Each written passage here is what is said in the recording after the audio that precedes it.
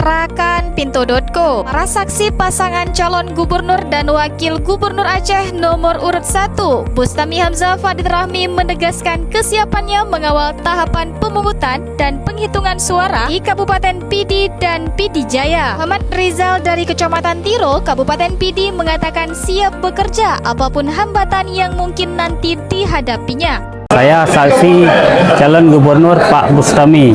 Saya sebelumnya pernah menjadi ketua PPK di Pileg Kecamatan Tiro.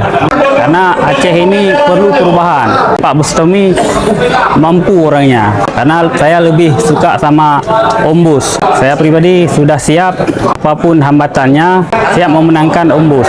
Insya Allah menang. Hal senada disampaikan Murtada dari Kecamatan Mutiara Timur. Dari Partai Golkar, saksi untuk kecamatan, untuk pasangan Om Bus dan Syekh Fadil.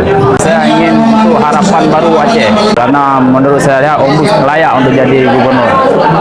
Punya harapan baru untuk orang Aceh. Untuk pasangan sebelum lagi saya sudah bekerja yang lalu, cuma tidak ada potensi menurut saya.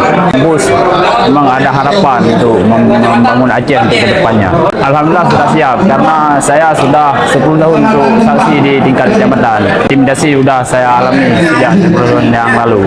Ada ancaman jangan banyak kali gerak untuk seorang A ini itu.